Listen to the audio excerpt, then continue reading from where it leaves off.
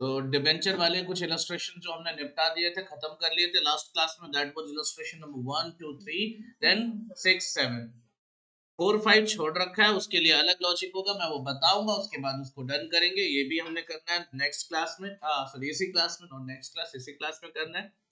लेकिन अभी जो टॉपिक मैं शुरू करने जा रहा हूँ, दैट टॉपिक इज,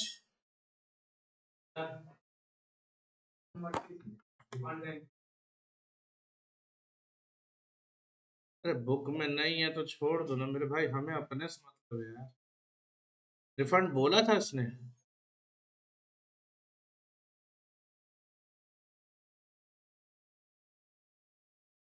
बेटा देखो, बुक को करेक्ट करने का तुम्हारा ना तुम्हारा जिम्मेदारी, ना मैंने ठेका ले रखा है। आप बुक को साइड कर दो, बुक में एंट्री है, आपको शायद नहीं दिख रहा, ये रिफंड की एंट्री है, अलग कर दी उसने। ठीक है, तो आप बुक को क्यों लेके बैठे हो यार? आपको क्लास में पढ़ा रहा हूँ, क्लास का सॉल्यूशन अपना सॉल्यूशन, बस इसको देखो ना, बुक में सॉल्यूशन है ही नहीं है, मान के चलो। मान लो बुक में नहीं दिया होता तो क्या कर देते? आईसीआई का कुछ बिगाड़ पाओगे? मैं तो कुछ नहीं बिगाड़ पाया, ना तो बड़े बड़े सुरमा आए कुछ नहीं बिगाड़ पाए, तुम कुछ कर पाओ तो बताओ। तुम में से कोई हो बताओ भाई, मैं भी पीछे चलूंगा उसके। Anyone can become leader? No, no one, of course no one. चले, ये चलना तो बताओ, पीछे पीछे पूरी टीम लगी है, सारे चलेंगे हमारे साथ। एक लीडर चाहिए, क्योंकि जब आगे से लठ बजे ना, तो लीडर को पड़े, हम निकल ले पीछे से। और नहीं भाई, मैं तो बीच में रहूंगा, क्योंकि लट आगे और पीछे दोनों साइड से चल सकते। पीछे तुझे ही खड़ा करूंगा, पीछे तुझे खड़ा करूंगा मोहित, लीडर बनवा रहा, पीछे तुझे खड़ा करूंगा। आगे ये रहेगा, पीछे तू। आगे से लट उसको पड़ी, पीछे तुझे पड़ी। फायरिंग भी से ये है, ये तो लगा ड्रोन से फायरिंग करवाएगा। इतनी हरियाणा पुलिस इतनी तो नहीं बढ़ गई है, या ड्रोन यूज करती है, ढंग से गन यूज करने तो आ नहीं रहा है। देखो देखो ना, देखो आगे ये आया। फिर चालान कलेक्ट करने के लिए कौन सा ड्रोन? अच्छा, गोली चलाने के लिए, खाली वीडियो बनाने के लिए। आजकल पुलिस वाले और जितने भी सिविल सर्वेंट्स हैं, वो तो सोशल मीडिया पे पैसे कमाने में बिजी हैं, है ना? कुछ दिन में देखो, सेंट्रल गवर्नमेंट एक लॉ लाने वाली है और कितनों की जॉब जाने वाली है, तो पापा को बोलना ये काम ना करेंगे सोशल मीडिया वाला। सच्ची बता रहा हूँ, ये इंटेल है। पापा को बोलना सोशल मीडिया पर अगर वीडियो डाल डाल के पैसे कमा रहे हैं तो बंद कर देंगे कुछ दिन में। मुझे लगता है 1 साल के अंदर, ये नई गवर्नमेंट बनेगी 2024 में, गवर्नमेंट पुरानी ही रहेगी, लोग नए हो जाएंगे, साल नया हो जाएगा, और तुरंत एक रूल आने वाला है, ये जो सोशल मीडिया में सोशल सिविल सर्वेंट जो ये काम कर रहा है उसको रोका जाएगा। क्योंकि कई लोग ऐसा है ना, ठीक है, you are allowed to take action, but social media पे बदनाम करना, this is against the moral code of conduct, वो नहीं चलेगा। तो इसके लिए थोड़ा सा है। चलिए, अपना क्या, अपने को बुक नहीं सुधारनी, किसको सुधारना है? खुद को सुधारो, बुक को छोड़ो। बुक में तो गलतियां मिलेंगी ऐसे ही, वैसे बुक में गलत नहीं था, सही था, आपने गलत पढ़ लिया। मेरे भाई, आज का जो टॉपिक है जो मैं शुरू करने जा रहा हूं, आप सभी लोग ध्यान से देखिए।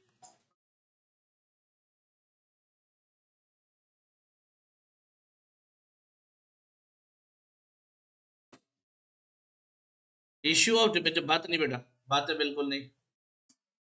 और मोहित जब से बैठा तब से शेयर मार्केट की बातें कर रहा, पढ़ाई की बातें कर ले।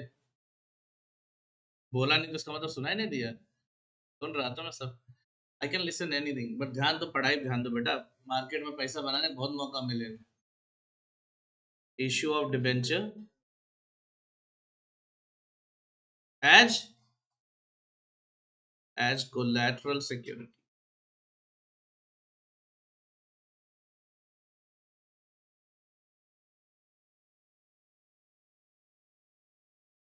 ये हेडिंग होगी आज की। तो ये अभी अगले 5 से 10 मिनट के अंदर ये खत्म होने, बच्चे ध्यान से सुने। अच्छा, आज कोई ऐसा जो पिछली क्लासेस में नहीं था? दो बच्चे तो पता है मुझे, दो का तो पता है, पिछली क्लास में नहीं, पिछली क्लासेज में ही नहीं था, पहले दिन आया है। एक दो तो पता है, तीसरा क्या नाम है बेटा तुम्हारा? चलो कोई नहीं। जो पिछला चैप्टर जो हमने पिछली क्लास ली थी डिवेंचर वाले, उसके नोट्स आप अपने दोस्तों से ले लेंगे। डन। और इश्यू ऑफ शेयर वाला वो बाद में देख लेंगे, अभी फिलहाल डिवेंचर वाला जो टॉपिक चल रहा है उसका एक क्लास हुआ है, उसके नोट्स आप अपने दोस्तों से लेंगे, उसके हिसाब से करेंगे। जो डाउट्स होगा मेरे से पूछ लेंगे, वीडियो अपलोड हो जाएगा। 2 दिन से कोई लेक्चर नहीं मिला होगा, मैंने बोला था मिल जाएगा लेकिन नहीं मिला क्योंकि 2 दिन से मैं घर पे नहीं था, आज सुबह ही आया। तो अकॉर्डिंगली लेक्चर्स इस वीक में ऑलमोस्ट फॉरवर्ड हो जाएंगे, ऐप में जाएंगे, जिनको ऐप से एक्सेस है वो ऐप से देख लेंगे, नहीं है एक्सेस आप बता देना, या तो एक्सेस बनवा लेना या तो मेरे से लिंक ले लेना।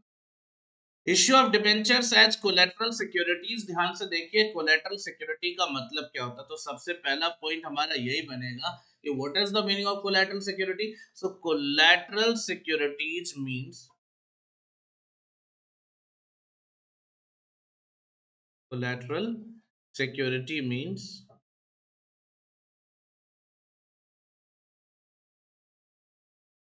what?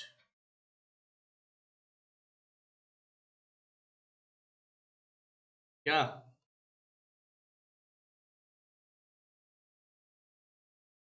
सेकेंडरी सिक्योरिटी क्या होता है? ट्रू फॉल्स में आ सकते हैं बिल्कुल, अगर पेपर में एमसीक्यू इंक्लूड हुआ तो उसमें भी आ सकते हैं। So collateral security means what? Secondary security. That तो सेकेंडरी अगर है तो it must be, there must be something that is called primary, क्योंकि अगर सेकेंड तभी आएगा ना जब कोई फर्स्ट होगा, अगर फर्स्ट है ही नहीं तो सेकेंड होगा कोई, मतलब नहीं बनता सर। सो प्राइमरी सिक्योरिटी होगी तभी सेकेंडरी आएगा। तो प्राइमरी सिक्योरिटीज का रोल कौन प्ले करते हैं? जो आपके एसेट्स होते हैं, एग्जांपल लैंड, बिल्डिंग, जमीन जायदाद गिरवी रखते हैं ना लोग, मशीन, फर्नीचर, जो एसेट्स आपके पास है जो आप गिरवे रखते हैं लोग, क्लियर है ना, वो प्राइमरी सिक्योरिटीज में। क्या ये एसेट है आपका डिबेंचर? बोलो, डिबेंचर तो एसेट नहीं है ना, डिबेंचर क्या है सर? लायबिलिटी है, और उसको सिक्योरिटी में दे रहे हो, लायबिलिटी सिक्योरिटी में जा रहा है, नहीं नहीं एक्चुअली समझो, यहां सिक्योरिटी देने का मतलब क्या है? बस एक कंडीशन क्रिएट कर देना या ये सिचुएशन क्रिएट कर देना कि आप लोन के बदले डिबेंचर ले लो। डिबेंचर नहीं दे रहा हूं एक्चुअली, डिबेंचर के डॉक्यूमेंट्स दे रहा हूं, क्योंकि सेकंड पॉइंट से काफी हद तक क्लियर हो जाएगा, जो कि इससे भी ज्यादा इंपॉर्टेंट पॉइंट है, and that is in this case debentures are not issued, not issue. Sir debenture issue नहीं कर रहे तो हेडिंग में इश्यू आप क्यों लिखा? लिखना तो हेडिंग में, उससे फर्क नहीं पड़ता। मैं यहां बोल रहा हूं डिबेंचर्स हम इश्यू नहीं कर रहे सामने वाले लेंडर को, ओनली डॉक्यूमेंट, डॉक्यूमेंट्स को मैं डॉक्स लिख रहा हूं, documents are kept with home, lender. Lender मतलब जो क्रेडिटर यानी जिसने उधार दिया है, समझो ध्यान से। और बेटा ध्यान दो, एकदम फोकस करो, इधर ध्यान दो, फोकस करो, किसी का भी फोकस बिगड़ना नहीं चाहिए, इस चीज पे पूरा ध्यान देना, क्योंकि टॉपिक मॉड्यूल में कम मिलेगा, बहुत कम मिलेगा थ्योरेटिकल एस्पेक्ट्स पे, कंसेप्चुअल एस्पेक्ट्स पे। जो बता रहा हूं ध्यान से सुनो। क्या बोले, मैंने क्या बोला? In this case debentures are not issued, only documents are kept with lender. What is that? Lender के केस में डॉक्यूमेंट देना क्या मतलब हुआ इसका? डिबेंचर्स जैसे थे वैसे ही, इश्यूड डिबेंचर्स नहीं है। डिबेंचर्स के जो डॉक्यूमेंट्स हैं वो उठा के मैंने किसको दे दिए भाई साहब? लेंडर मतलब जिसने लोन दिया उसको पकड़ा दिया। क्यों पकड़ा दिया सर? देखो, आप कह रहे हो सिक्योरिटी है, मैं कह रहा हूं ये सिक्योरिटी केवल फॉर्मेलिटी के पॉइंट ऑफ व्यू से है। वो क्या रहा एक्चुअली, मैंने डिबेंचर डिबेंचर के डॉक्यूमेंट्स दे दिए, ये बोलकर कि अगर तुमने ये जो तुमने लोन दिया है मुझे, डिबेंचर जनरली क्या होते हैं पहले ये बताओ, बाद में बताऊंगा उस पर। डिबेंचर जनरली क्या होते हैं? नहीं, सिक्योर्ड होते हैं, अनसिक्योर्ड होते हैं? सिक्योर्ड होते हैं, फ्लोटिंग चार्ज होता है, जनरली सिक्योर्ड होते हैं। अब समझो ध्यान से, मेरी बात को ध्यान से सुनना।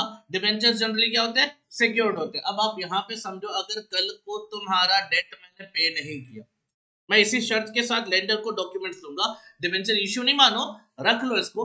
जिस दिन मैंने डिफॉल्ट किया यानी मैंने तुम्हारे डेट का अमाउंट पे नहीं किया, उस दिन वो डेट कैंसिल हो जाएगा और तुम इस डिबेंचर के मालिक बन जाओगे, यानी you will become the debenture holder. यानी जिस दिन मैं गलती को, मैंने लोन लिया, बदले में डिबेंचर के डॉक्यूमेंट्स क्या दिए? गिरवे रख दिए। जिस दिन मेरे को लोन पेमेंट करना था अगर मैंने नहीं किया, उस दिन क्या हो जाएगा? वो लोन खत्म हो जाएगा और सामने वाला क्या बन जाएगा? Debenture holder. Lender will be converted into debenture holder और वो सिक्योर्ड लोन हो जाएगा। बोलो, वो सिक्योर्ड लोन हो जाएगा। बोलो क्लियर है ना। और सिक्योर्ड लोन होगा तो कहीं ना कहीं से पेमेंट तो रिकवर हो ही जाएगा। बात समझ में आ रही है। डिबेंचर होल्डर बन जाएगा वो, इस कंडीशन के साथ उसको मैं डिबेंचर के डॉक्यूमेंट दे रहा हूं, एक्चुअली डिबेंचर इश्यू नहीं कर रहा हूं। क्लियर है। In this case, debentures are kept, not issued.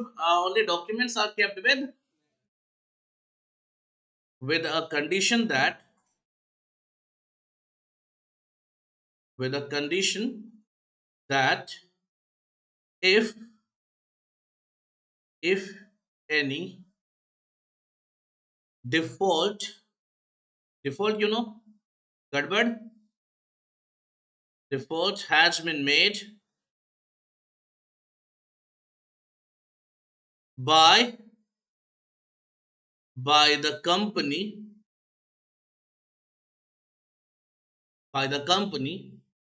in what?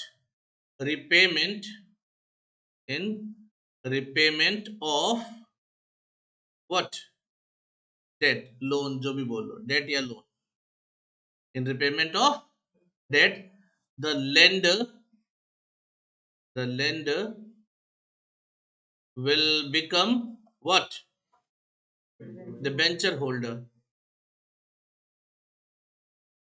will become debenture holder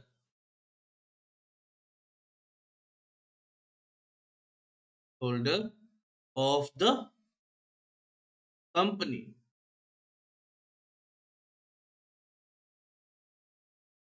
Done. पक्का यहां तक? In this case, debentures are not issued.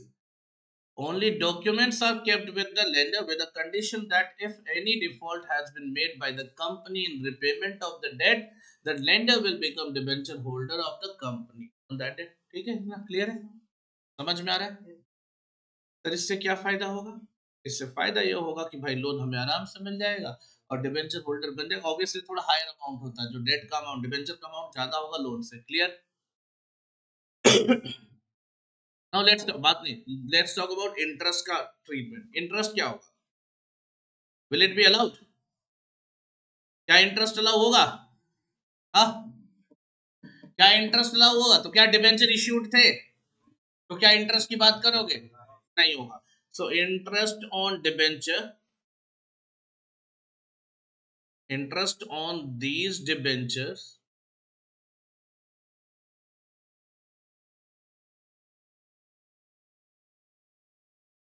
will not be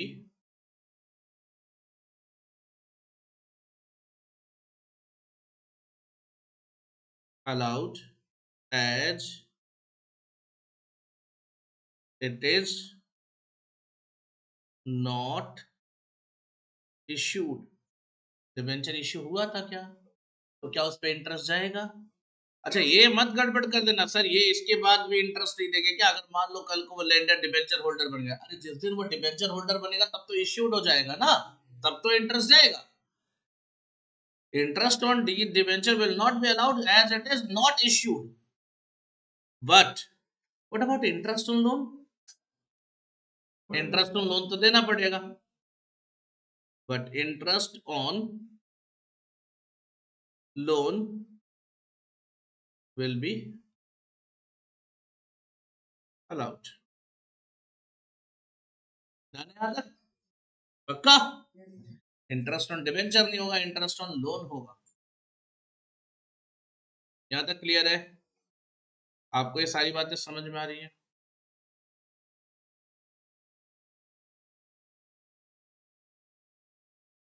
बच्चों के दिमाग में मिथ बहुत होता है इस टॉपिक को लेकर, ऐसा लगता है डिबेंचर इश्यू हो गया, ये हो गया, डिबेंचर इश्यू नहीं हो रहा है, ये बात पे ध्यान देना।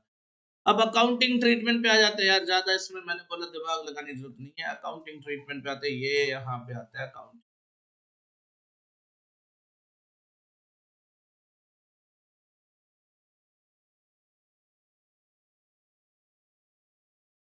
अकाउंटिंग ट्रीटमेंट, ध्यान दीजिए आप लोग, दो मेथड्स यहाँ पे अलाउड होते हैं। एज यूजुअल मेथड नंबर 1 लिखूंगा मैं इसको, मेथड 1, और दूसरे को लिखूंगा ऑब्वियसली क्या, मेथड नंबर 2। ध्यान से सुनेंगे आप सभी लोग। मेथड 1 में क्या होगा, मेथड 2 में क्या होगा, everyone just listen to me carefully. Method 1 में क्या होगा, entry for collateral securities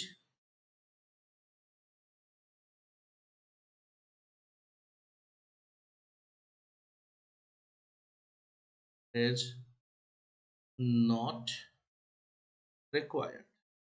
method 1 इस पर्टिकुलर टॉपिक को बेस लेकर चलता है कि कोलैटरल सिक्योरिटी की एंट्री रिक्वायर्ड नहीं है। और मेथड 2 क्या कहता है बच्चे, entry for collateral security is required. Done, पक्का। तो देखो, जब हम डेट लेंगे, लोन लेंगे, तब क्या एंट्री होगी, देखो ध्यान से।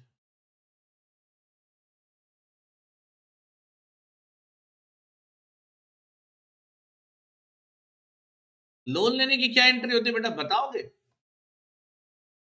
हाँ, कभी लो, हाँ बोलो बोलो। बैंक अकाउंट डेबिट, अब बैंक से लिया होगा तब बैंक लोन, अदरवाइज केवल लोन हो जाएगा। ठीक है, समझ गए? Loan account. अच्छा, यही नहीं, यहां भी यही एंट्री होगी, यहां पे तो कोई पंगा नहीं है इन दोनों, इसके लिए थोड़े ना डिफरेंशिएटेड है। Bank account debit to bank loan account, मतलब बैंक लोन, मैं बार बार बोल रहा हूँ, बैंक लोन तब होगा, मैं हटा देता हूँ, लिखता नहीं हूँ। बैंक लोन तब होगा जब बैंक से लोन लिया होगा, अगर नॉर्मली लोन दिया होगा तो केवल लोन लिखना। ठीक है ना, मैं यहाँ क्या लिख दे रहा हूँ, लोन लिख दे रहा हूँ, बैंक लोन भी इसी में कवर हो जाएगा।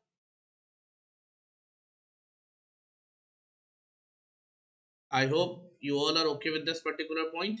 यस नो, इसमें डिफरेंस था क्या सर? इसमें डिफरेंस नहीं था। डिफरेंस किस पॉइंट में था सर? नेक्स्ट वाले में, कोलैटरल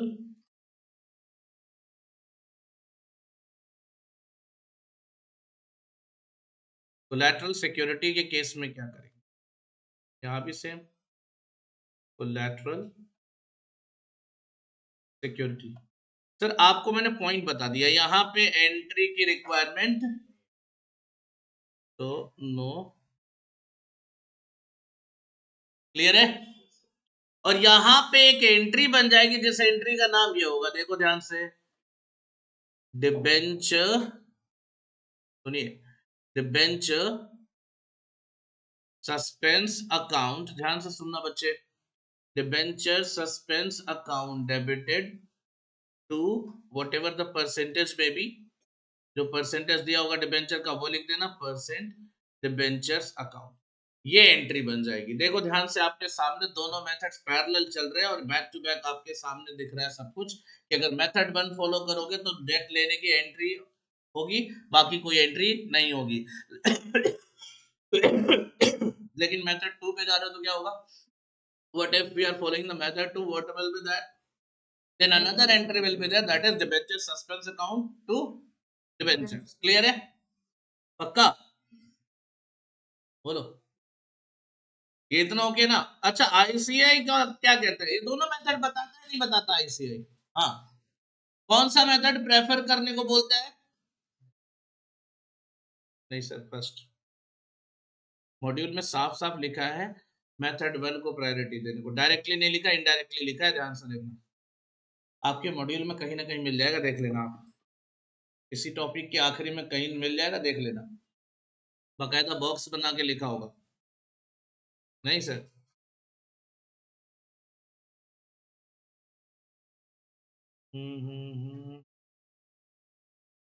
हालांकि फालतू बात, लॉजिकल ये लॉजिकल वो लॉजिकल, वो कहना ये चाह रहा है कि आप क्या करना, मेथड 1 को फॉलो करना, मेथड 2 को। ठीक है सर, जब तक क्वेश्चन खुद ना बोले आप कौन फॉलो करोगे, मेथड 1 को फॉलो करोगे, ये आईसीएआई का रिकमेंडेशन है। क्लियर है सर? इसमें कुछ एक्स्ट्रा बताना है? हाँ, मैं इसको तो नहीं करता क्योंकि यहाँ पे जो चीजें लिखी हुई है एंट्री में, यहाँ भी वो चीज लिखी हुई है। एक्स्ट्रा क्या लिखा है बेटा, एक अकाउंट आ गया क्या, डिबेंचर सस्पेंस, जो अभी तक नहीं आया था कभी, एक बात बताओ, बैंक अकाउंट तो एसेट में चला जाएगा, हाँ या ना, बैंक बैलेंस। लोन कहाँ जाएगा? लायबिलिटीज में, चलो लॉन्ग टर्म बोरोइंग्स मान लेते हैं। डिबेंचर भी कहाँ चला जाएगा? लायबिलिटीज में, ये डिबेंचर लॉन्ग टर्म बोरोइंग्स हो जाएगा, हाँ या ना, जवाब दो मुझे। सर इसका भी टेंशन नहीं है, ये भी क्या है, लॉन्ग टर्म बोरोइंग्स, इसकी चिंता नहीं है। इनफैक्ट ये भी यही है, लॉन्ग टर्म बोरोइंग है, लोन भी। आपको इतनी क्लियर हो गई बात है? बैंक अकाउंट के बारे में बताने की जरूरत नहीं है कि आपका एसेट साइड जाएगा, क्योंकि वो बैंक बैलेंस एसेट होगा ही। But about this particular debenture suspense, ये कहाँ जाएगा, इसके बारे में ध्यान से सुनो। डिबेंचर सस्पेंस कहाँ जाएगा, तो ध्यान से सुनो।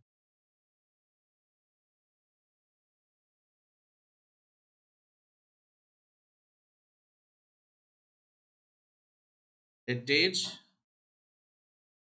a fictitious asset। ये आपको बुक्स वगैरह में नहीं मिलेगा, मैं बार बार बोल रहा हूँ, क्या है ये, fictitious asset. What is fictitious asset? लो, नाम तो सुना होगा, इतनी पढ़ाई लिखाई करी है जिंदगी में यार, 11वीं पास किया, 12वीं पास किया, 13वीं में हो। हाँ मतलब, अरे वो वाली 13वीं नहीं है, वही चल रही है। तो बैग में बुक्स भर के लाते हो, पूरियां भर के लाते हो, लड्डू के? कोई ना। देख देख के लग रहा है, देख देख के लग रहा है कि बैग में हलवाई घूमता है, नालायक। चलो कोई ना। सर, फिक्टिशियस एसेट क्या होता है? ऐसे एसेट जिसकी कोई वैल्यू नहीं होती, केवल शो ऑफ के लिए दिखाया जाता है।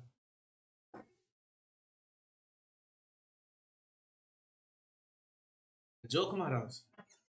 वाह, तो फिर दादी जी को इतनी हंसी क्यों आई? वही दादी है, और कुछ क्या रीजन है? तुक्का मारा था इसने।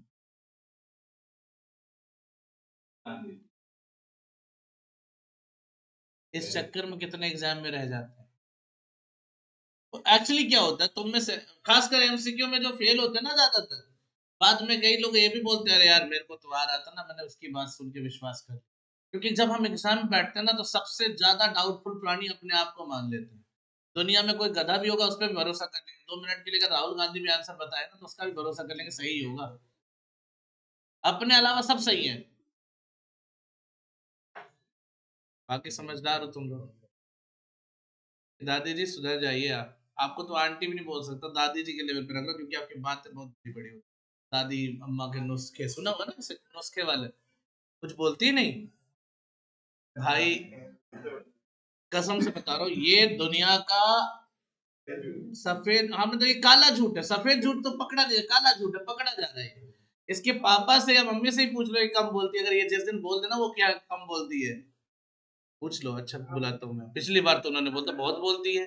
नंबर की जरूरत नहीं, मेरे पास सारे नंबर रहते हैं दोस्त, टेंशन ना ले।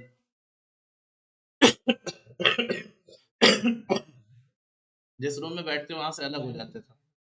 ये पिट के जाएगी कि अभी ऐसे जाएगी? It is a fictitious asset. हो गया, अभी अभी अभी भी बोल रही है, देख है। उसको तो बोलने दो, वो तो कह रहा है मैं बोलता हूँ, तू कह रही थी नहीं बोलती मैं। आजा। इट इज अ, तो फिक्टिशियस एसेट क्लियर है भाई? एक बार फिर से बता दो, क्या एसेट जिसकी वैल्यू नहीं है, बस शो ऑफ के लिए एसेट पे लिखा जा रहा है। आप सर कुछ और एग्जांपल दे दो, डिबेंचर सस्पेंस तो आपने पहली बार देखा, कुछ और एग्जांपल दे दो जो बैलेंस शीट में दिखते वो एसेट नहीं होते, एसेट साइड में भी दिखते।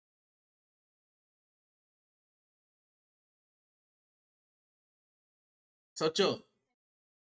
एग्जैक्टली, एडवर्टाइजमेंट एक्सपेंसेस जो हमें फ्यूचर में राइट ऑफ करते हैं, जिसको हम डेफर्ड एक्सपेंसेस बोल सकते हैं, डेफर्ड रेवेन्यू एक्सपेंसेस बोल सकते हैं, जो अभी नहीं राइट ऑफ हो रहा है। राइट ऑफ क्या होगा, मल्टीपल ईयर या फ्यूचर में राइट ऑफ होगा। बट अभी इसको देखो, एक बात बता दो दोस्त, balance sheet is just like अ बस, है ना? अगर ये बैलेंस शीट है ना, तो यहाँ पे देखो, अगर आपको यहाँ ईयर 1 से ईयर 2 में जाना है, तो आपको एसी बस में सवार होना पड़ेगा, अदरवाइज आपको जाने का मतलब नहीं है। आपको एक ट्रांजेक्शन को किसी भी दूसरे ईयर में ले जाने के लिए एक ही सहारा है, कहां से ले जाना है? आप ले जाओ बैलेंस शीट में, बैलेंस शीट उसे अगले साल पहुंचा देगा। तो अगर कोई एक्सपेंडिचर है जिसका बेनिफिट 2 साल में मिलने वाला है, यानी कि हमें थोड़ा थोड़ा यहाँ भी राइट ऑफ करना है, यहाँ भी लिखना है, तो यहाँ वाला तो राइट ऑफ कर दिया, 1 लाख का था, 50% यानी 50,000 यहाँ राइट ऑफ कर दिया। बताओ क्लियर है? कितना बचा बच्चे? सुनाई नहीं दिया मुझे। 50,000 वो कहाँ ले जाके राइट ऑफ करना है? अब मजबूरी का नाम राहुल गांधी, ईयर 2 में जाने के लिए आपको क्या करना पड़ेगा? बैलेंस शीट में जाना पड़ेगा। तो बस यही समझ लो। और सर एसेट में क्यों लिखते हो? एक बात बताओ, ये एक्सपेंडिचर था, क्या था ये? कौन सा बैलेंस रहा होगा? मुझे आता नहीं, बताओ कौन सा बैलेंस होगा? नहीं आता? नहीं पता? तो जोर से बोलने में क्या जा रहा है? टैक्स लग रहा है? एनपीओ में डेबिट बैलेंस नहीं होता था? अरे हजार जगह पढ़ रखा, कोई भी एक्सपेंस होगा और बेसिक यही है, एक्सपेंसेस क्या होते हैं? तो डेबिट बैलेंस। आप बताओ, तुम लाइबिलिटी साइड में लिख सकते हो? क्यों नहीं लिख सकते बेटा? तो तुमने बोला नहीं लिख सकते लाइबिलिटी साइड में, तो जवाब दो क्यों नहीं लिख सकते? प्रशांत नहीं पता? पार्थ, हे पार्थ, नहीं वो शास्त्रों वाले में जो महाभारत में पार्थ करके बोलते हैं, तो पार्थ जवाब दे पार्थ।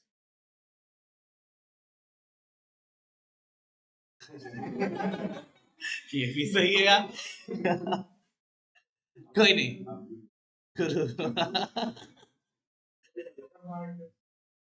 बताओ भाई, तू बता लड़की, आखिरकार घूम फिर कर वही आया, जवाब तेरे पास है, बता। लाइबिलिटी में क्यों नहीं ले जा सकते? अरे पागल, एसेट नहीं है, एक्सपेंस है, डेबिट बैलेंस है, लेकिन अगले साल ले जाना है। ले जाने के लिए तुमने क्या बोला, कहां लिखना जरूरी है? बैलेंस शीट में लिखना ही पड़ेगा, तभी अगले साल जाएगा। लायबिलिटी साइड क्यों नहीं लिख सकते, ये बताओ। अरे इनको बोल तो दे।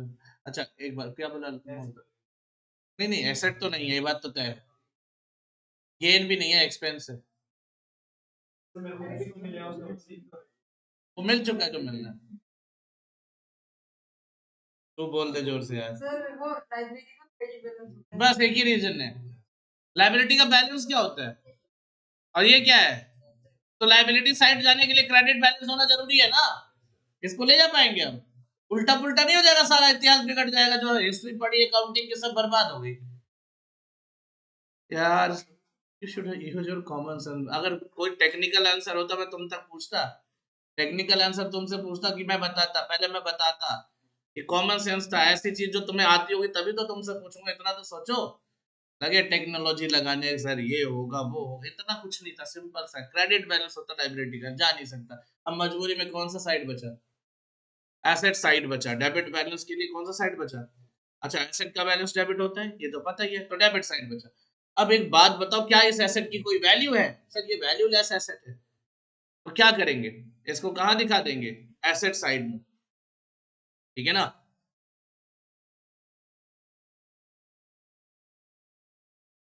It will be shown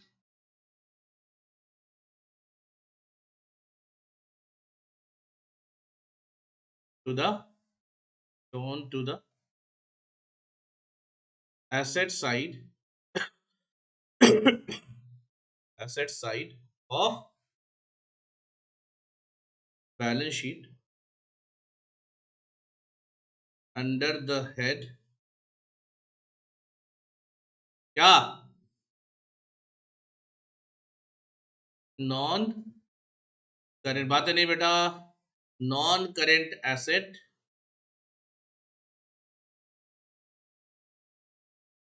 and सब हेड। सब हेड क्या होगा? इतना डिटेल में ले जाओगे? हाँ, सब head other non current assets.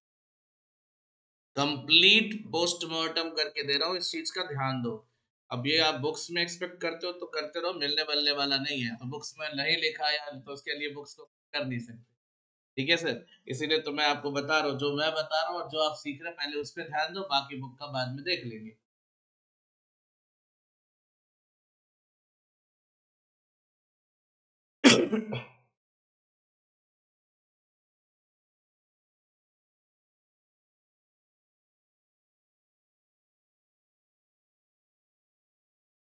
लिख लिया होगा, भी लिख रहे हो, लिख लो, कोई दिक्कत नहीं है इसमें। चलो, हाँ जी, हाँ जी,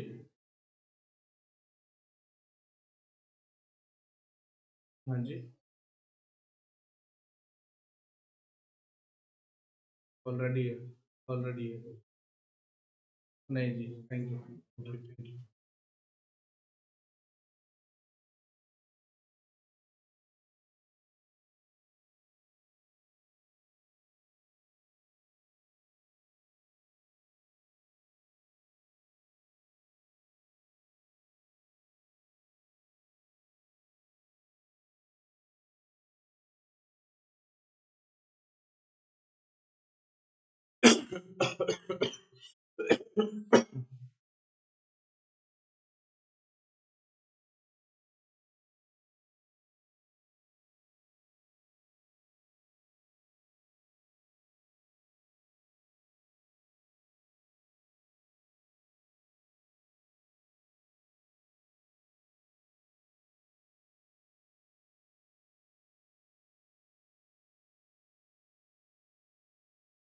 बातें नहीं, बिल्कुल बातें नहीं करने की है। ये हो गया सब खत्म। सर आ जाओ फिर वापस मुद्दे पे आ जाओ अपने। तो यहाँ भी कुछ लिखा है, आप पढ़ लेना यार।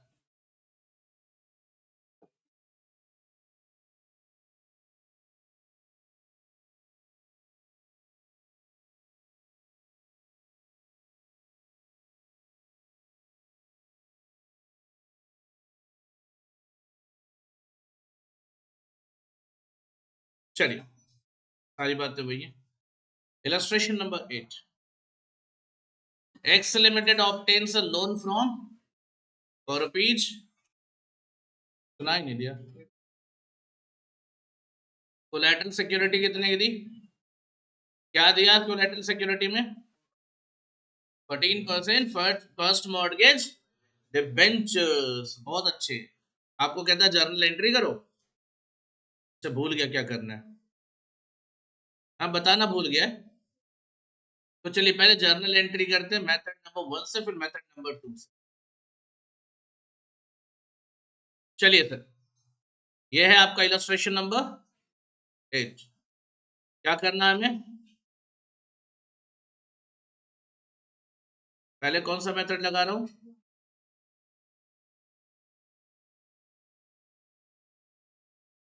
आइए शुरू करते हैं। क्या एंट्री बनेगी बेटा?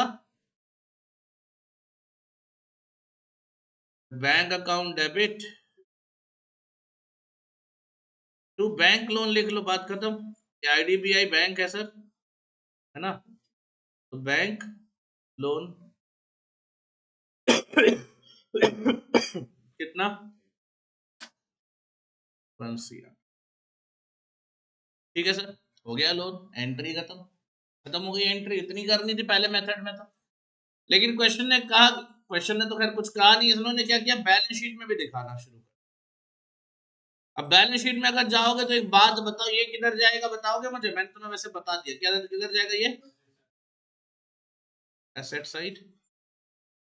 और ये कौन सी लाइबिलिटी? नॉन करेंट लाइबिलिटी में लॉन्ग टर्म बोरोइंग्स, ये है ना? और ये करंट एसेट में cash and cash equivalent. Done. Sir आपको बैलेंस शीट थोड़ी ना बनानी है यार, ये देखो ये इतना लिखना है, नोट्स टू अकाउंट बनाना था बस। और उठा के फिर जब हम बैलेंस शीट बनाएंगे तो उसमें क्या लिख देंगे? लाइबिलिटी में नो लॉन्ग टर्म बोरिंग में 1 करोड़ लिख देंगे। तो आपको केवल इतना लिखना था बस। ठीक है सर। और अगर कैश के बारे में बात करते, कैश एंड कैश इक्विवेलेंट में सीधा आ जाता।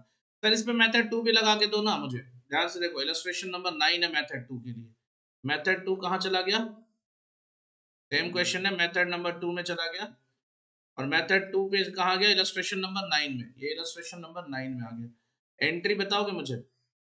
सर पहली एंट्री तो सिंपल है, bank account debit to bank loan. Can you tell me the amount? Sir 1 crore, 1 CR। Next, बहुत अच्छे। ये एंट्री फिक्स होती है sir, debenture suspense account debit to 14% mortgage debenture. Mortgage debentures account कितना था ये? 1.5 करोड़ का था, 1.5 CR। ठीक है, कोई दिक्कत? अब इसको कहां शो करोगे? सर आप बताओ मुझे, लॉन्ग टर्म बोरोइंग में क्या क्या आएगा? ये तो आएगा ही आएगा, और साथ में ये भी आ जाएगा। So can you tell me long term borrowing में कितने रुपए आ जाएंगे? 2.5 करोड़। पक्का? अगर नोट्स बनाएंगे तो लॉन्ग टर्म बोरोइंग, देखो जब बैलेंस शीट बनेगा तो कुछ इस तरह होगा। देखो सर, अगर मैं बैलेंस शीट बनाने जाऊं, एंट्री तो ठीक है ना आपके लिए, अगर मैं बैलेंस शीट बनाने जाऊं तो यहाँ ढंग से देखो, इधर पिछले वाले क्वेश्चन में अगर बैलेंस शीट बनानी थी तो हम यहाँ इक्विटीज एंड लायबिलिटीज में यहाँ लिखते नॉन करेंट लायबिलिटीज, वहां पे 1 करोड़ लिख देते, बात खत्म था। पिछले वाले के लिए बोलो, और बाकी कोई मतलब नहीं था, बाकी सब केवल हिंट में चला जाता। सर यहाँ क्या है? यहाँ देखो, बैलेंस शीट में दो चीजें लिख दी थी, लॉन्ग टर्म बोरोइंग और अदर नॉन करेंट एसेट, ये तो आ ही जाना था। आपको पूरी बैलेंस शीट बनानी ही नहीं है, मैं बार बार बोल रहा हूँ। अगर क्वेश्चन में कहीं बैलेंस शीट नाम की चीज का यूज किया गया तो जितना यूज किया उतना ही आपके सिलेबस में, उससे ज्यादा आपको पढ़ना नहीं, जानना नहीं। अभी फिलहाल इंटरमीडिएट के लिए छोड़ दो सब, ठीक है? ये इंटर में पढ़ोगे ये सब, यहाँ के लिए खत्म है इतना। क्या सर आपको केवल लॉन्ग टर्म बोरिंग मैंने बता दिया तो लॉन्ग टर्म बोरिंग में जाएगा? दूसरा मैंने क्या बताया था, डिबेंचर सस्पेंस को कहा जाएगा? नॉन करेंट लायबिलिटीज में, सॉरी एसेट में, अदर नॉन करेंट एसेट में। तो देखो नॉन करेंट एसेट में अदर नॉन करेंट, हेडिंग तो मैंने खुद तुम्हें लिखवा के दे दिया ना, तो लिखने की जरूरत है बस। फॉर्मेट में पहले इक्विटी एंड लायबिलिटी होती है, दोबारा एसेट होता है, इतना तो पता ही है। कहाँ जाएगा? केवल नॉन करेंट लायबिलिटीज में लॉन्ग टर्म बोरोइंग दिखाना है, पक्का? और नॉन करेंट एसेट में अदर नॉन करेंट एसेट, और करेंट एसेट में कैश एंड कैश इक्विवेलेंट, ये 3 लिखना है। सर ये अमाउंट आएगा कैसे? देखो इसका नोट नंबर बनेगा क्या, कुछ नहीं यार, दो चीजें लिख देंगे। क्या? बैंक लोन कितना था और 14% डिबेंचर कितना था। अब आपको पता है 1 करोड़ और 1.5 करोड़, साफ सुथरे ढंग से लिखेंगे, ऐसे नहीं लिखेंगे, बता रहा हूं मैं। और नोट में लिखेंगे, नोट्स कहाँ लिखेंगे? देखो इस तरह से, ये देखो नोट्स, लॉन्ग टर्म बोरिंग क्या लिखा? Secured loan. ये काट भी दोगे तो कोई दिक्कत नहीं है सर, लॉन्ग टर्म बोरिंग है। IDBI लोन हो गया, 14% फर्स्ट मॉर्टगेज डिबेंचर। अब दोनों को जोड़कर कितना आ गया?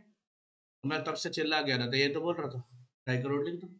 दोनों नोट्स में लिख के दोनों जोड़कर ऊपर ले जाके छापा, बात खत्म। तो लाइबिलिटी साइड में क्या था? ये other non current asset, same नाम यूज नहीं किया ना, नाम अलग है ना, तो नोट्स में लिख देंगे वही बात। अदर नॉन करेंट एसेट में क्या है? डिबेंचर कितना, खत्म हो गया ये भी, क्या दिक्कत थी भाई? और ये तो सर हमें पता था ना यार, एंट्री में 1 करोड़ का लोन लोगे तो पैसा 1 करोड़ आएगा ना यार, उसके बारे में क्या दिमाग लगाना, उसका नोट्स भी नहीं बनाना है। समझ आया नहीं आया? पक्का? अभी तक ये क्वेश्चन आया नहीं एग्जाम में, आया तो समझो तुम्हें फ्री में मार्क्स देके जा रहे हैं। मेहनत क्या लग रही है इसमें? इसमें क्या की मेहनत लग रही है भाई? मतलब 5 मिनट बहुत है इस क्वेश्चन को सॉल्व करने के लिए एग्जाम में। होप सो क्लियर है, पक्का?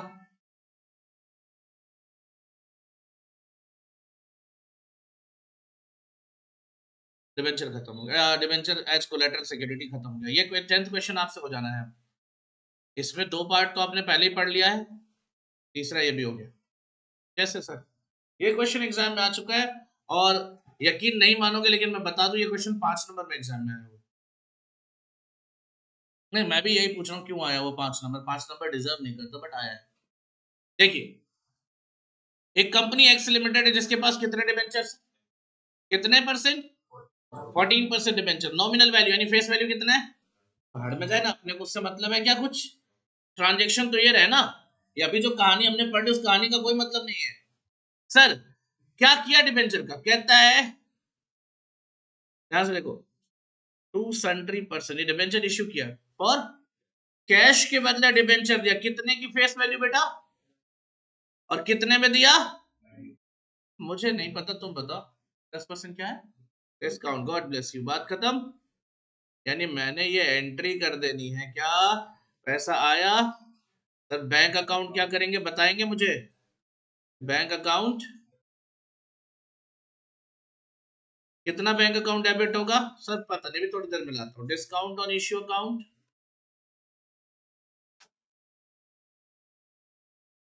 और टू क्या आ जाएगा सर? कुछ परसेंट डिबेंचर आएगा। कितने परसेंट था यार? 14। चलो 14% डिबेंचर। यहाँ पे कितना था? अच्छा, आपकी इच्छा है आप दो एंट्री कर लेना। Bank account debit to debenture application and allotment account, debenture application and allotment account debit to जो भी काम करना, डिस्काउंट भी ले लेना उसमें, ठीक है ना? समझ में आई बात? अभी मैं बता देता हूँ सर। 10% डिस्काउंट तो यानी 2.5 लाख रुपए का डिस्काउंट हो जाएगा। बाकी आप समझदार हो, यहाँ कितना आएगा? सर वो दूसरा क्या बता रहे थे? दूसरा ये बता रहा था, देखो जिन जिन को दिक्कत है, ये देखो दूसरा तरीका। पहला क्या लिखेंगे? Bank account debit to debenture application and allotment account. ये समझ में आ गया? 25 लाख, 25 लाख रुपए से ध्यान देना। अगली entry debenture application and allotment, यहां लिख दूंगा कितना? 25 लाख। नहीं सर, यही तो गड़बड़ कर, यहाँ 22.5 लाख लिखना। कितना मिला था? यानी 22,50,000 लिख सकते हो, हाँ या ना? तो यहाँ डिबेंचर एप्लीकेशन अलॉटमेंट कितना आएगा? 22 लाख। और फिर डिस्काउंट ऑन इश्यू यहाँ लिख देना। डिस्काउंट ऑन इश्यू कितना? और यहाँ लिख देना to debenture application and allotment account. नहीं, 14% डिबेंचर। अरे पहले बताया हुआ है, नया थोड़ी ना है। तो फिर भी मैं कुछ भी लिख रहा हूँ, कोई काउंटर जवाब नहीं आ रहा, देख लो। 3 बार जानबूझकर चीजें करिए, लेकिन किसी ने जवाब नहीं दिया। भाई डिबेंचर एप्लीकेशन अलॉटमेंट पे कितना लिखोगे? 22.5 लाख। कितना मिला? 22.5 लाख, बात खत्म। अगली एंट्री में 22.5 लाख डेबिट हो गया, डिस्काउंट हो गया क्या? क्रेडिट में फिर से यही थोड़े ना लाओगे, क्या आएगा? 14% डिबेंचर्स अकाउंट, बात खत्म। तो या तो ये एंट्री कर लो, ऐसे तो यही कर लो, ज्यादा सही है, वो छोड़ दो, ठीक है ना? सेकेंड पॉइंट क्या था सर? वेंडर को कितना दिया और फेस वैल्यू कितना है? प्रीमियम नहीं है मेरे दोस्त। 10 लाख के बदले 12.5 लाख की फेस वैल्यू दे रखी है। ये भी क्या है? कितना? 2.5 लाख। तो सेकेंड एंट्री बनेगी fixed asset account debit to vendor. ये तो सबको पता है। कितने का बेटा? और अगली एंट्री क्या होगी? Vendor debit discount on issue. बहुत अच्छे, discount on issue debit to 14% debenture. ये आपको पिछले क्लासेस में पढ़ा दिया था। कितना आ जाएगा ये आ जाएगा कितना? 2.5 लाख रुपए, हाँ या ना जवाब दो। और ये कितना आएगा? 10 लाख रुपए। ये भी क्लियर है सर। और यहाँ पे ठीक है, यहाँ तक पक्का? आगे बढ़े। लास्ट, लास्ट बताओ। ये मैं बताऊंगा नहीं, आप ही पूछूंगा केवल। कौन सा मेथड फॉलो करेंगे? मेथड 1। मेथड 1 कितनी एंट्री कराता था? कौन से चीज की एंट्री? लोन लेने की एंट्री क्या होगी? कितने का लोन था? 10 लाख। बस हो गया खत्म भाई, आगे जाने की जरूरत है? हो गया खत्म। ये एंट्री कर सकते, बिल्कुल कर सकते, मैं मना नहीं कर रहा हूँ आपको, देख सकते हैं आप। मैंने बिल्कुल मना नहीं किया, बुक में ऐसा लिखा है, ठीक है? और ये तो मैंने आपको सेम ही बताया, और ये भी आपको सेम ही बता रहा हूँ। Bank account debit to bank loan हो जाएगा घर पे। अब from first illustration to 9th illustration बीच में स्किप्ड है कौन कौन? 10th इलस्ट्रेशन बीच में 4 और 5 स्किप्ड है। पहले मैं उस पे आता हूँ, बाद में बात करूंगा कुछ और चीज की। So write down the topic, that is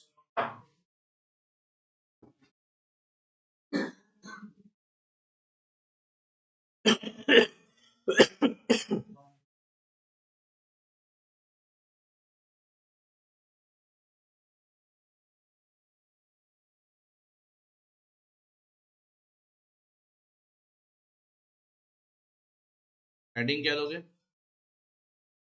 issue of debenture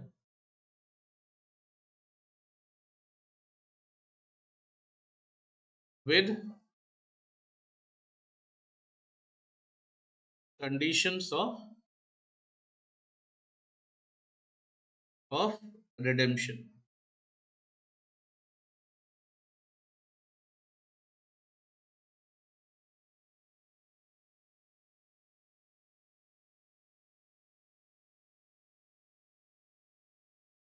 Done? Should I start? बोलो.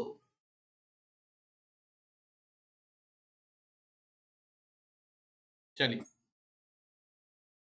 अब इसमें मल्टीपल केसेस बनाऊंगा. पहले देखते जाइए. Case 1,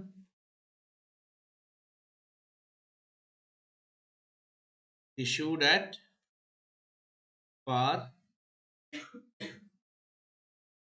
redeemable at. लिखते जाइए आप लोग. अगर नोट्स बना रहे तो लिखते जाइए. लास्ट में अगर नहीं बना रहे तो लास्ट में फोटो के लिए बोल देना सर इसकी इसकी पिक्स दे दो मुझे. लिख के दे जाना फिर. issued at, redeemable at,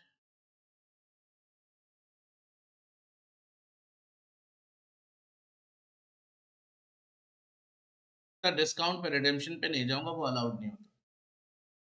कहोगे तो बता दूंगा, मतलब नहीं मेरे लिए.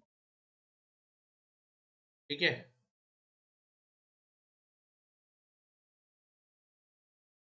केस नंबर 3,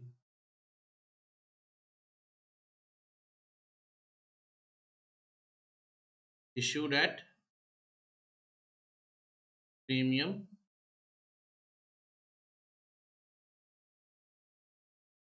redeemable at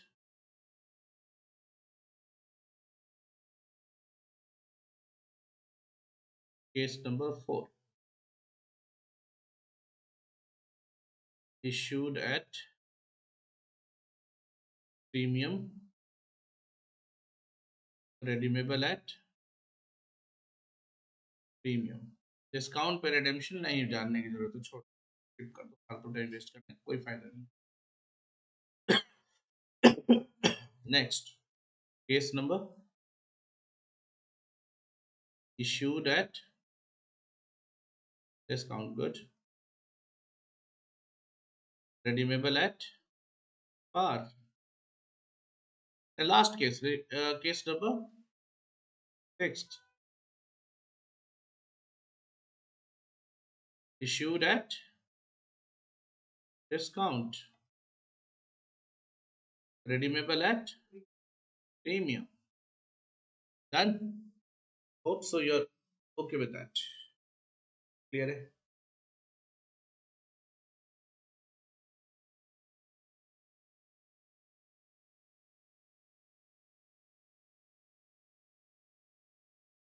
ठीक है आदा?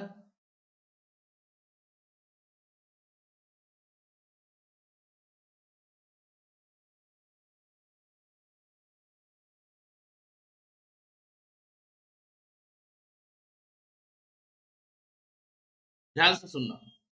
क्योंकि आपके न्यू सिलेबस में फाउंडेशन में रिडेम्पशन ऑफ डिबेंचर भी इंक्लूडेड है, तो I tell you the entry for issue as well as redemption both at the same time parallelly to get the concept very much clear. काफी हद तक ये easy हो जाएगा तुम्हारे लिए समझना. But before starting this particular topic I take some assumption. Assumption क्या है? That I am going to talk about 10% debenture. ठीक है ना? Face value I'll assume 100. wherever we will talk about discount, जहां डिस्काउंट की बात होगी मान लेना 10%. जहां भी प्रीमियम की बात होगी, कोई भी प्रीमियम हो, रिडेम्पशन या इश्यू जो भी प्रीमियम हो, वो आपको 10% एज्यूम कर. ठीक है ना? इस कंडीशन के साथ 10% मतलब 10 रुपए 10 रुपए. क्लियर है? इसके साथ चल रहा है. केस 1 देखो यहाँ पे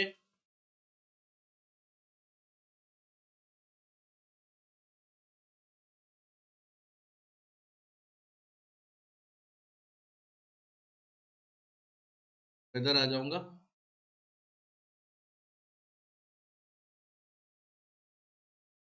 टाइम ऑफ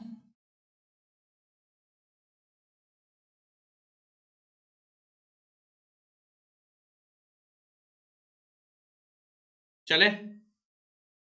यहां बात करने जा रहा हूं पहले केस का, केस नंबर कर चले। What was case number 1?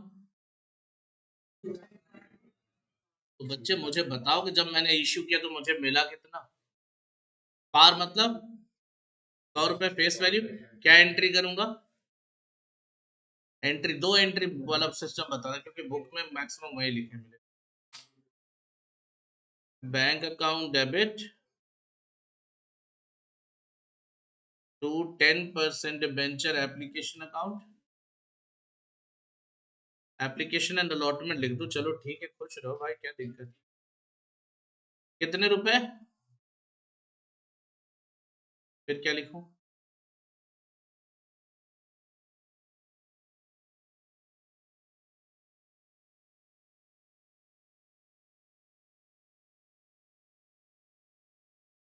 Debit to क्या लिखूंगा? 10% डिबेंचर्स अकाउंट।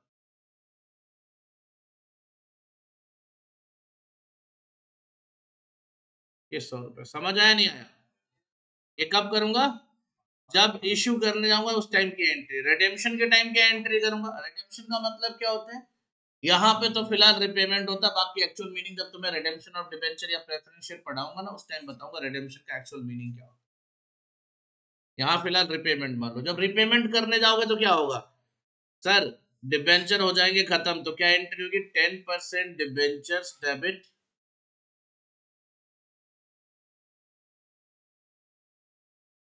और टू क्या कर दोगे? Debenture holders. गुड।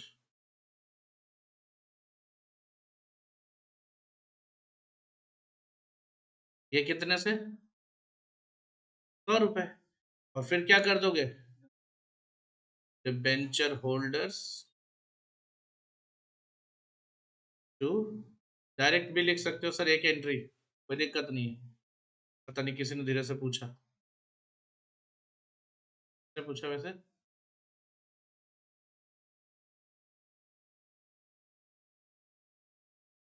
कि तुम लोग डाउट बताने के लिए इतनी मेहनत करवाओगे? मैं सीधा पूछा करूंगा। ये तो चलो ठीक है, कान सही सलामत है, सुनाई दे जाते, डाउट क्या आ रहा है पूछ लिया करो ना। ठीक है, यहाँ तक पहला केस हो गया। केस नंबर 1 डन है। What is case number 2? Anyone? Case number 2 है इश्यूड एट रेडीमेबल एट। अच्छा एक बात बताओ, मिला कितना? देंगे कितना? ये बात तो पता है। कब पता होती है बात? जब हम इश्यू करने गए थे तभी हमें पता था कि 110 रुपए देने पड़ेंगे, लॉस होने वाला 10 रुपए का। अगर फ्यूचर में लॉस होने वाला तो प्रोविजन कब बनाते हैं? अभी से बनाते हैं। तो अभी हमें प्रोविजन बनाना पड़ेगा। अपने को जो एंट्री करनी है ध्यान से देखिए, क्या एंट्री बनेगी यहाँ पे at the time of issue. ध्यान से देखिए, क्या लिखेंगे? ऐसा आया?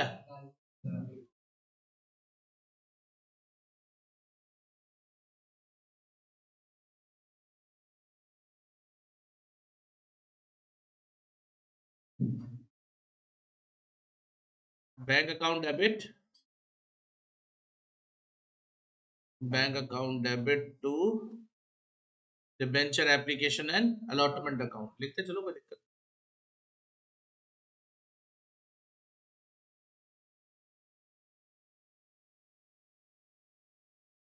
कितना मिला?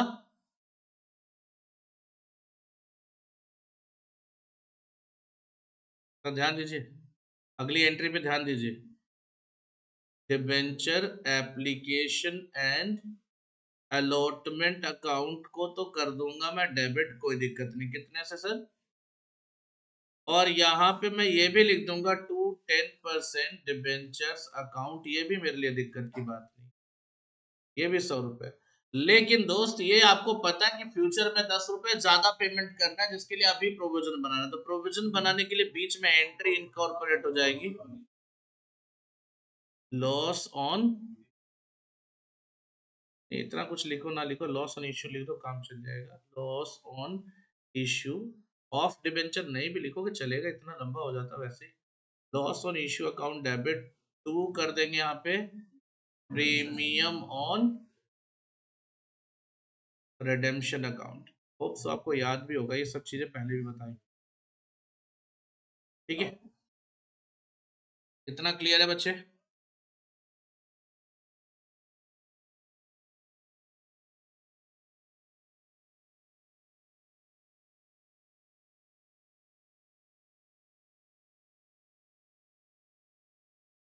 नेक्स्ट क्या था?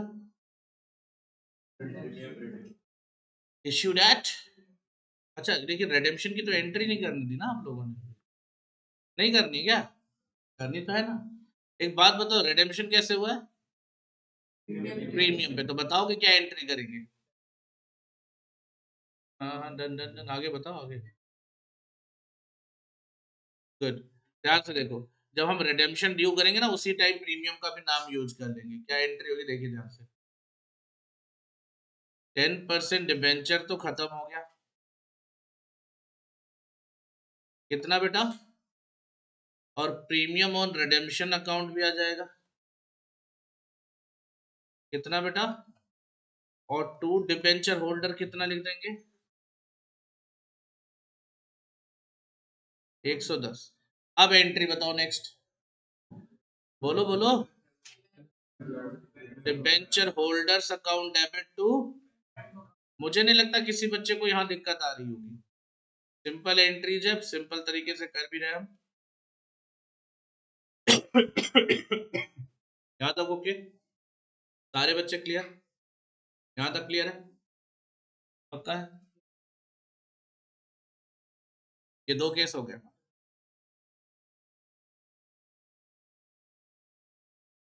केस नंबर 3 क्या था?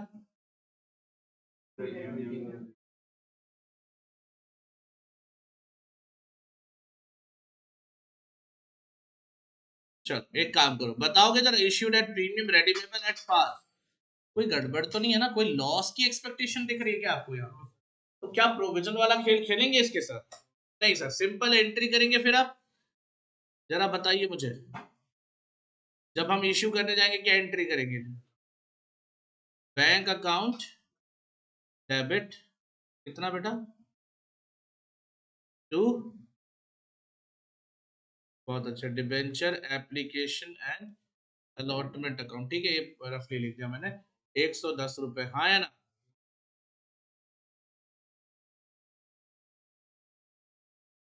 इतना क्लियर होना चाहिए सारे बच्चों को। नेक्स्ट, अगली एंट्री क्या होगी sir? Debenture application and allotment account debit, बोलो। ये 110 हो जाएगा। टू 10% डिबेंचर्स कितना?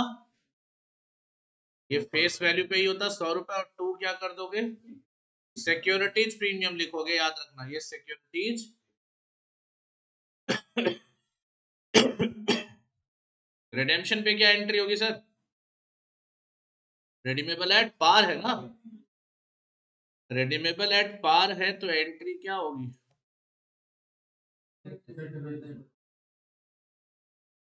यही सेम, बोलो ना, देख लो, ये सेम एंट्री हो जाएगी यहाँ।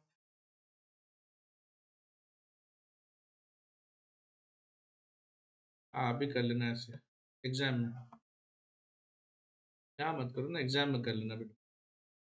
बता दो, पड़ोसी की कॉपी उठाना, उससे फाड़ के चिपका देना,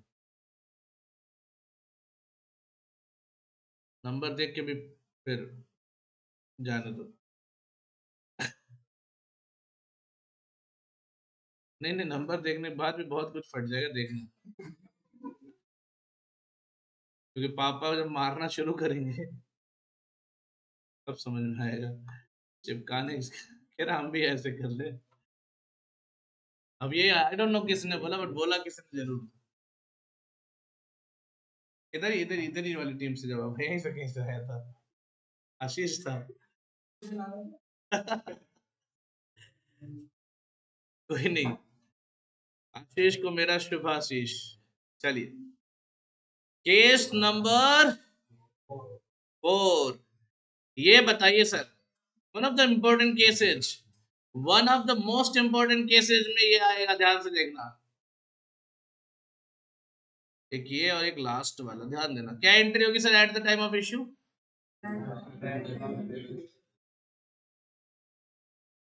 क्या बोल गए लास्ट में? इश्यूड एट प्रीमियम था ना? हालांकि चाहो तो छाप सकते हो पुराना वाला, कोई अलग नहीं होगा। Bank account debit to debenture application and allotment account. ध्यान से सुने सर, कितना मिला? 110। क्या आप पेमेंट करने जाएंगे रिडेम्पशन, रिडेम्पशन पे पेमेंट करने जाएंगे तो भी आपको लॉस होगा? लॉस तो एक तरह से है, 10 रुपए एक्स्ट्रा जा रहा है जेब से, बट आया भी तो एक्स्ट्रा 10 रुपए का जेब से, कोई फर्क नहीं पड़ता, कोई फर्क नहीं पड़ता। हालांकि पता नहीं, लेकिन ये बुक्स में यही एंट्री करते, मेरे हिसाब से नहीं होना था, क्योंकि प्रीमियम सिक्योरिटीज प्रीमियम भी प्रीमियम और रिडेम्पशन को एडजस्ट करने के लिए होता है अलाउड। हाँ सर, 5 यूजेज में एक यूज ये भी था, प्रीमियम और रिडेम्पशन को राइट ऑफ करना। बट क्वेश्चन ने ऐसा कुछ बोला नहीं, मतलब ऑब्वियसली बुक में ऐसा करते, इसलिए मैं तुम्हें वही पढ़ाऊंगा जो तुम्हारे एग्जाम में एग्जामिनर खोजेगा। तो ध्यान से देखो क्या लिखेंगे यहाँ पे, debenture application and allotment account. ध्यान से सुनना यहाँ, एंड अलॉटमेंट अकाउंट डेबिट, ये सर लिख लो आप 110 रुपए, इसका टेंशन नहीं है। एक लाइन गैप दे रहा हूँ, यहाँ लिख रहा हूँ टू 10% डिबेंचर्स कितना?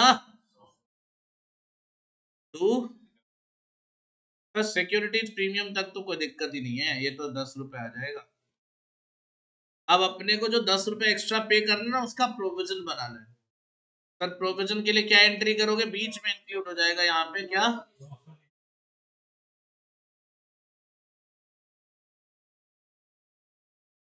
Loss on issue account debited 10 रुपए, और to premium on redemption account. कितना? कितना क्लियर है तो बताओ सर। रिडेम्पशन के टाइम क्या होगा फिर? सेम एंट्री आ जाएगी, 10 रुपए प्रोविजन बनाई है ये। सर यहाँ पे गड़बड़ है क्या? नहीं, यहाँ पे तो सही है, एट पार था ना, एट प्रीमियम आ जाएगा। ठीक है चलो सही है, ये वाली एंट्री आ जाएगी। ठीक है, समझ में आ रहा नहीं आ रहा?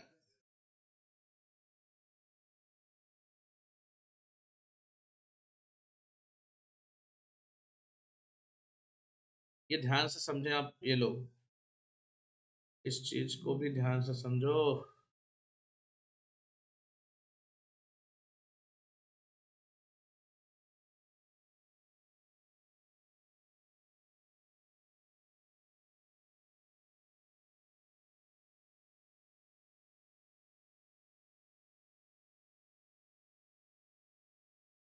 ठीक है, यहाँ तक सारे बच्चे यहाँ तक क्लियर हो?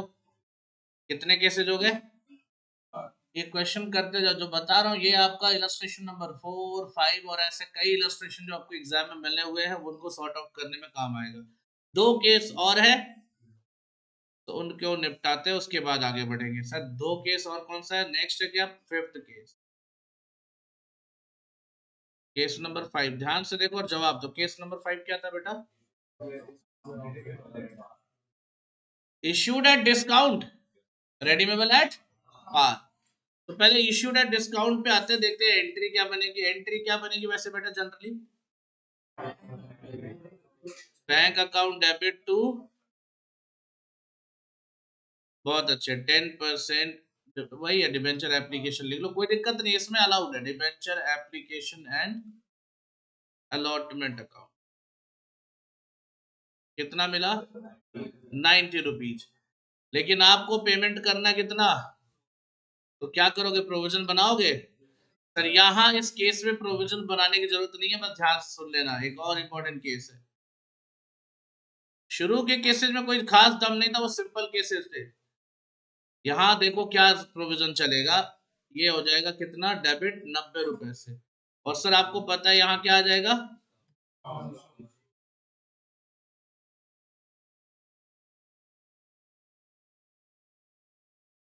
और टू 10% वॉट? डिबेंचर्स अकाउंट कितना, यहाँ प्रोविजन नहीं बनाएंगे क्योंकि ये जो डिस्काउंट है ये खुद प्रोविजन का काम कर देगा, ये भी तो पीएनएल में जाके राइट ऑफ होगा, तो ये discount itself will become the part of provision, और यहाँ पे हमें प्रोविजन के लिए अलग से एंट्री नहीं करनी। पक्का?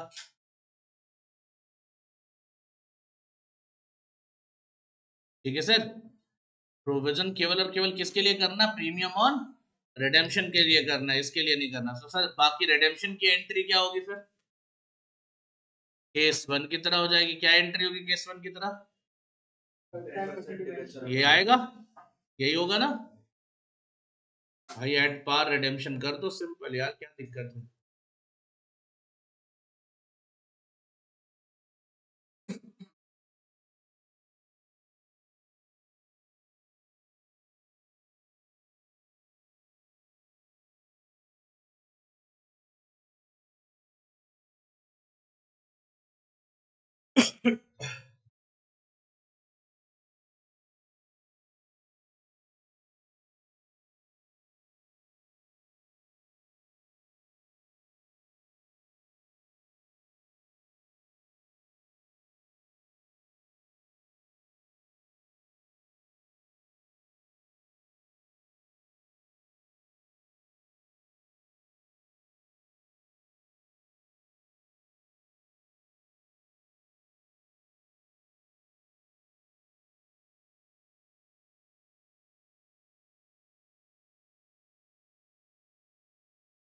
अब बताओ कितने बच्चों को दिक्कत आई है इसमें, ओके है यहां तक? लास्ट केस, केस नंबर क्या है अब,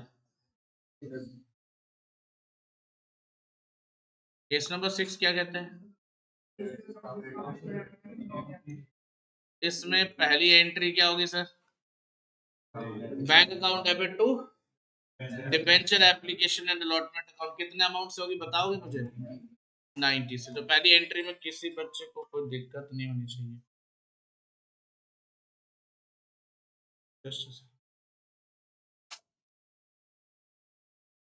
हेलो, हाँ जी,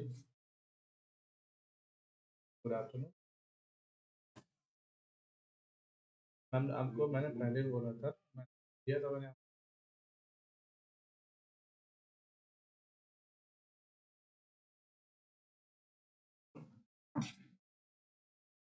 हाँ जी बेटे,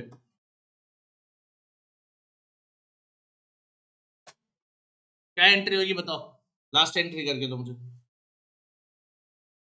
क्या एंट्री होगी पहली एंट्री बताओ, ये bank account debit to debenture application and कितने रुपए से, यहाँ आ जाएगा bank account debit to debenture application and allotment account, कोई दिक्कत नहीं है इसमें, पक्का है, कितने रुपए से, 90। अच्छा अगली एंट्री क्या होगी वो बताओ, मेन तो वहां पे डिबेंचर एप्लीकेशन एंड अलॉटमेंट 90 से आएगा। क्या प्रोविजन बनाएंगे, क्यों बनाएंगे, कितने पे रिडेम्पशन हो रहा है, अरे कितने पे रिडेम्पशन हो रहा है, 110 पे, कितना आया था, लॉस कितना हुआ, हमेशा की तरह 10 रुपए का प्रोविजन तो यहां से हो जाएगा ना इस डिस्काउंट से, बताओ मुझे जवाब दो सर। 10 का प्रोविजन ये है, लेकिन आपको लॉस तो 20 का हो रहा है ना, तो एंट्री ये बनेगी, यहां ध्यान दो, तो बस मेन फोकस यहाँ करना, क्या लिखना है, debenture application and allotment account क्या कर देना, डेबिट कर देना, कितना, 90। डिस्काउंट ऑन इश्यू लिखते हैं हम,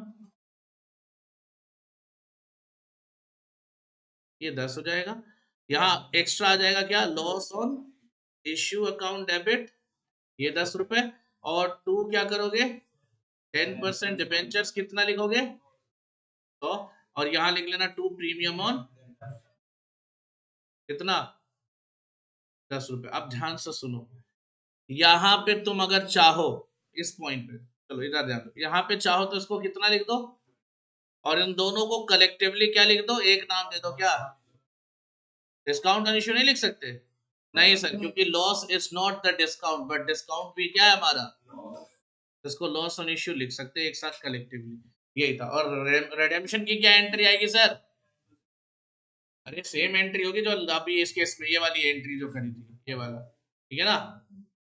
केस नंबर 4 की जो एंट्री थी ना, वही 6 में भी हो जाएगी, केस नंबर 6 में भी सेम एंट्री हो जाएगी, ठीक है। इतने तक में क्लियर हो तो बता दो मुझे, पक्का है बच्चे? यहां तक किसी बच्चे को कोई दिक्कत हो तो बता दो।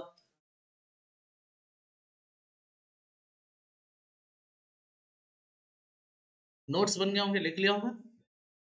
अब आ जाओ जरा इलस्ट्रेशन नंबर 4 और 5 पे। 4 और 5 छोड़ रखा था ना, इसी दिन के लिए छोड़ा था। आइए,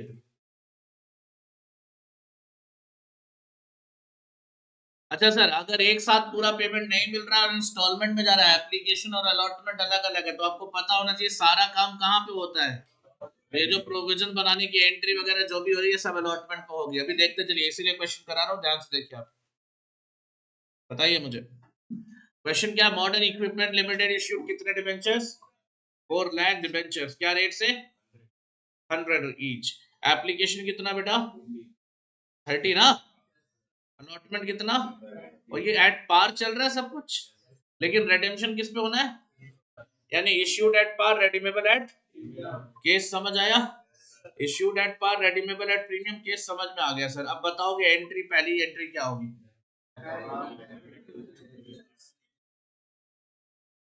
बैंक अकाउंट डेबिट टू कितने से होगी? लिखो, करो यार, कॉपी पे लिखो, ऐसे हवाबाजी नहीं करो, बताओ, लिख के बताओ।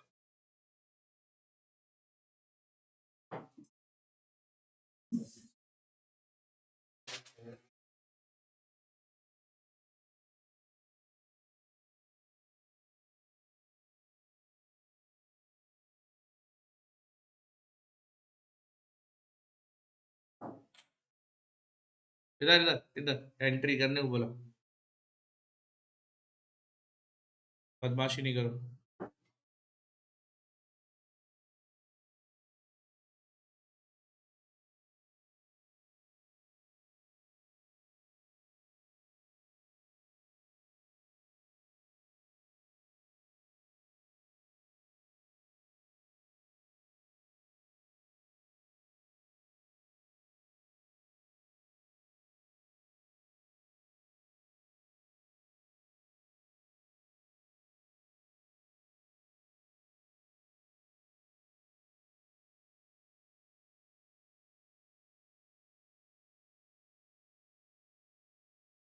बात है नहीं बेटा।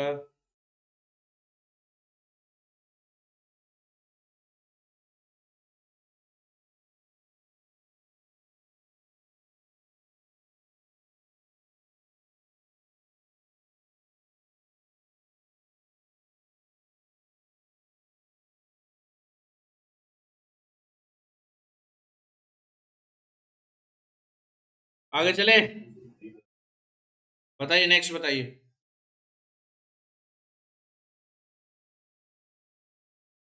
एप्लीकेशन की एंट्री क्या करी आपने, बता दो मुझे फटाफट। Bank account debit to debenture application कितने से? 4 लाख इंटू 30, कोई दिक्कत? और नेक्स्ट एंट्री क्या होगी? Debenture application to 12% debentures. पहली एप्लीकेशन की एंट्री में बताने नहीं जा रहा, पिछले क्लास में करा दिया था, इतना काम आपको करने आता ही होगा। अमाउंट इन लैक्स है, आप पूरा लिख लेना। ये पहली एंट्री हो जाएगी क्या? Bank account debit to debenture application, then debenture application to 12% debenture. मुझे नहीं लगता इसमें बताने की कोई जरूरत थी, पिछले क्लासेस में कर लिया था हमने क्वेश्चन, आराम से आ जाना। सभी को इतना क्लियर है तो बताओ मुझे। लास्ट क्लास में जो नहीं थे बेटा, लेक्चर देख लेना आज, ठीक है यहाँ तक? सर अगला खेल यहाँ से शुरू होगा, ध्यान से देखिए आप। डिस्काउंट पे इश्यू हुआ है? नहीं सर, पार पे।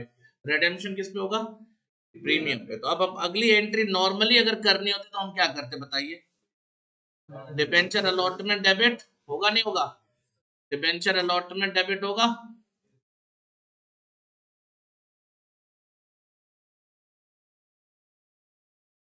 लिखो तुम लोग, मेरा हाथ सेटिंग की वजह से ये काम नहीं कर रहा, इस पे ये स्किप कर रहा है।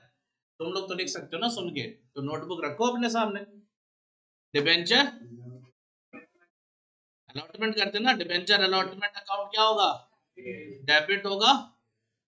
सुनो सर, एट पार था तो पहले मैं अगर लिखना चाहूँ तो लिखना चाहूंगा तो ये लिख दूंगा टू डिबेंचर्स, 12% डिबेंचर्स, हाँ या ना? इसमें कोई टेंशन नहीं, अमाउंट तो सेम आएगा। कितना? 4 लाख इंटू 70 कितना आएगा? 280 लाख। Yes no? 280 हो जाएगा। यहां तक क्लियर है? लेकिन सर मुझे क्या करना है? प्रोविजन भी बनाना है। कितने परसेंट टोटल? 10%। किसने का 10% सर? कितने का नहीं, टोटल का। 4 लाख इंटू 10 से मल्टीप्लाई करोगे तो कितना आ जाएगा? प्रोविजन तो 10 है ना, प्रीमियम प्रीमियम कितना जाएगा? 10 रुपए ना पर शेयर, तो पर डिबेंचर सॉरी।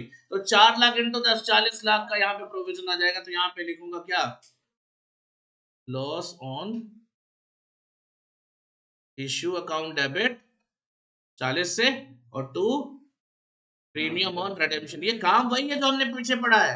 बस याद रखना यहाँ बाइफरकेटेड अमाउंट है, तो मैं तुम्हें बस ये बता रहा हूँ कि ये जो प्रोविजन बनाने का काम करना है वो किसके साथ करना? अलॉटमेंट के साथ करना है। बिल्कुल सेम आएगा। और जब हम आगे एंट्री करेंगे, नेक्स्ट एंट्री रिसीव करने की अलॉटमेंट, कितना रिसीव होगा? कितना रिसीव होगा? 280, 280 रिसीव होगा। कोई दिक्कत? क्या हो जाएगा? सिंपल क्वेश्चन था, पिछले क्लास का ही लेवल है। थोड़ा सा चीजें एक्स्ट्रा आई थी। फिफ्थ में क्या हुआ था सर? फिफ्थ में क्या था? Agrotech Limited issued 150 lakh 9% debentures of 100 is at a discount of redeemable at a premium of, discount पे इश्यू है, प्रीमियम पे रिडेम्पशन होगा। अच्छा, एप्लीकेशन का 50 है, अलॉटमेंट ऑब्वियसली 6% डिस्काउंट के बाद 44 ही आएगा। ठीक है, पहली एंट्री में कोई पंगा, एप्लीकेशन में कोई पंगा नहीं है, no issue at all. Application simple तरीके से हो जाएगा। Bank account debit to application, application to debenture. यहां तक कोई दिक्कत तो आनी नहीं चाहिए। कैसे सर? देखो 150 इंटू 50 कितना आएगा? 7500 लैक्स में आ जाएगा अमाउंट। 7500 लैक्स, कोई दिक्कत नहीं है, पहली एंट्री हो जाएगी। एप्लीकेशन की एंट्री क्या होगी? Bank account debit to debenture application, debenture application to debenture. पिछली क्लास में भी कर लिया था, आज भी कर लिया, इतना तो समझ में आ गया होगा। सर अगली एंट्री क्या? सर आपको टोटल लॉस कितने परसेंट का हो रहा है? 6% डिस्काउंट का, 5% एक्स्ट्रा प्रीमियम पे करेंगे तो टोटल 11%। कह सकते हो 100 का 11 11 होता है 11। ओके, कोई दिक्कत नहीं। जब अलॉटमेंट ड्यू करोगे तो सिंपल क्या करोगे? अलॉटमेंट को डेबिट करोगे 44 की रेट से, खत्म। बोलो यार। और इन दोनों को ज्वाइन करके हम एक नाम यूज कर सकते थे ना, लॉस और इश्यू। तो 11% यानी 11 रुपीज से लॉस और इश्यू उठा लो। जरा मल्टीप्लाई करना 150 में 11 से, अब आप देख सकते हो ये आ गया अमाउंट। कैसे आया ये? 150 लैक्स इंटू 44। बोलो, ये 150 लैक्स इंटू हो गया। लेकिन हमारा जो प्रीमियम ऑन रिडेम्पशन था वो कितना लिखना है यहाँ पे? 150 इंटू, कोई दिक्कत हो तो बताओ। और फेस वैल्यू तो बेटा 50 की रहेगी, ये तो आएगा ही। क्या 150 इंटू किस बच्चे को दिक्कत है बताओ? रिसीव केवल इतना ही होगा, याद रखना, इससे ज्यादा नहीं मिलेगा। जो 6600 यही रिसीव होगा। ये क्वेश्चन पिछली क्लास में मैं करा देता, लेकिन आपको ये टॉपिक नहीं बताया था कि लॉस और इश्यू ये सब क्या शब्द होते हैं। शब्दों की वजह से नहीं कराया था, वरना लास्ट क्लास में भी खत्म हो जाती है। ये केवल शब्दों की वजह से नहीं कराया था। यहाँ तक क्लियर है? और बहुत आराम आराम से कराया हूँ, इसलिए देखो थोड़ा टाइम भी लग रहा है, अभी आराम आराम से लेके चल रहा हूँ। ठीक है,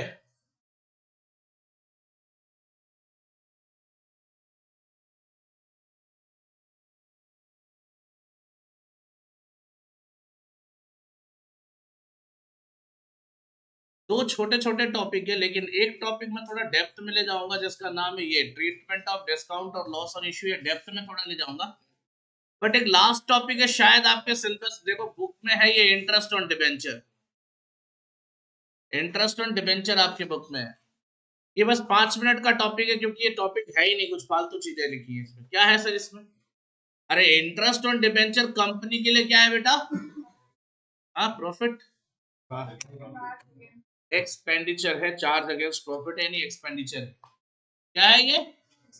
लेकिन किसी की तो इनकम होगी। किसकी? डिबेंचर होल्डर्स की। ठीक है भाई। कंपनी के लिए क्या आएंगे? एक्सपेंडिचर। लेकिन डिबेंचर होल्डर के लिए क्या आएंगे? इनकम। हाँ या ना? अच्छा, इनकम पे कोई टैक्स भी लगता है? कौन सा? इनकम टैक्स ही। अरे यार तुम लोग भी पढ़ा मत करो, वहां क्या लिखा है सुना करो जो। जब हम पढ़ के जवाब देते हैं तो हम बेवकूफों वाला जवाब देते हैं। इनकम टैक्स लगता है। कौन सा टैक्स लगता है? टीडीएस कोई टैक्स नहीं होता सर, पहली बात तो सुनो। टीडीएस एक प्रोसेस होता है बस। टीडीएस नाम का टैक्स, कोई टैक्स है टीडीएस नाम का? नहीं है। सुनिए, इसीलिए बोल रहा हूं, पढ़ के नहीं, कॉमन सेंस। पहले सही जवाब दे रहे थे, बस बीच में पढ़ लिया, फिर दो लाइन आप, और दो लाइन पढ़ने के बाद टीडीएस टीडीएस खेलने लगे तुम लोग। इनकम पे कौन सा टैक्स लगता है? सर दुनिया के हर देश पे जो इनकम पे टैक्स लगता है उसको इनकम टैक्स ही नाम देते हैं, मतलब income taxes on income. Actually इतना। अब आप सुनिए ध्यान से। डिबेंचर होल्डर्स के ना, अब डिबेंचर होल्डर्स कोई ऐसा तो है नहीं कि मेरे हिसाब से गवर्नमेंट, मेरा मतलब मान लो मैं गवर्नमेंट, मेरे को क्या करना है? हर बंदा जो इनकम कमाता है उसकी जेब काटनी है। क्या नाम से? टैक्स नाम से, इनकम टैक्स नाम से, है ना? हर किसी बंदे से टैक्स चाहिए जिसने इनकम कमाई है, इनकम टैक्स देना पड़ेगा।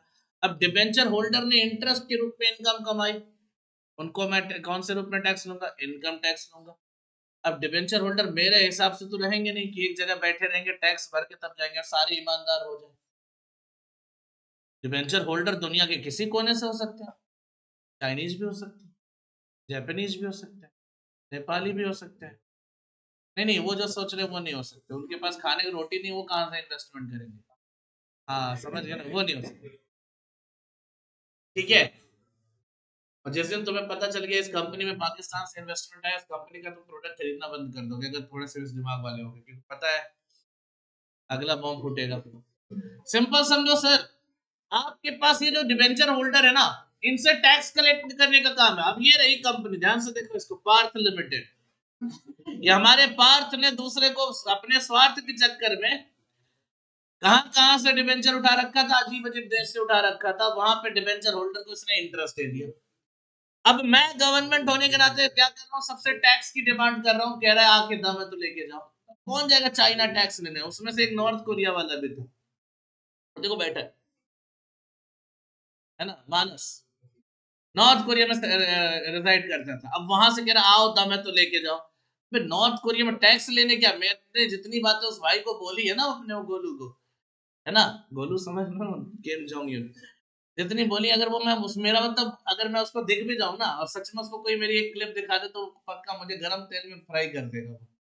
तो कहता आओ टैक्स लेके जाओ, मैं कहता भाई रहने दे, मतलब इसमें गवर्नमेंट का लॉस है नहीं है?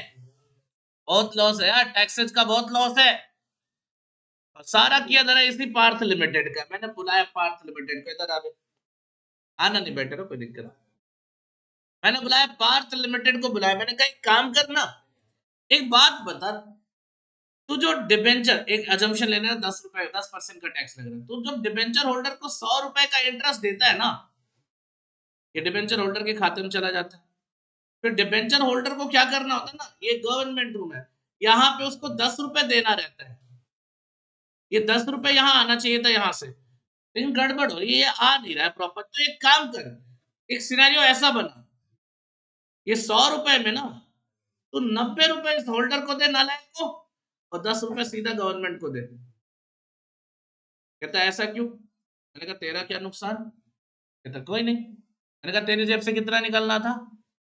100 रुपए पहले भी, और अभी भी 100, अभी भी, तेरा कोई नुकसान नहीं है। हाँ, ये चोरों की वजह से 10 रुपए का मेरा लॉस हो रहा था, मुझे उसको बचाना है। नुकसान तो कायदे से ईमानदार लोगों का यहाँ भी नहीं है, यहाँ भी नहीं है। अगर तुम ईमानदार हो और गवर्नमेंट ने बोला अगर 100 रुपए कमाते 10 रुपए का टैक्स दे देना, तो दोगे कि नहीं दोगे? अगर ईमानदार हो तो। नहीं होगे तो, नहीं होगे तो गवर्नमेंट छोड़ देगी क्या? गवर्नमेंट आए ना, गवर्नमेंट ने कहा कि अगर सीधी उंगली से घी नहीं निकलता ना, तो गवर्नमेंट ने मुझे से ट्रेनिंग ली, क्या चम्मच यूज करेंगे भी गर्म करके, घी क्या, घी का बाप भी निकलेगा। सुनो ध्यान से। तो गवर्नमेंट ने कहा एक काम कर पार्थ लिमिटेड, तू एक काम कर, ये वाला प्रोसीजर पे चले जा, 90 रुपए इसको दे, 10 रुपए मुझे दे।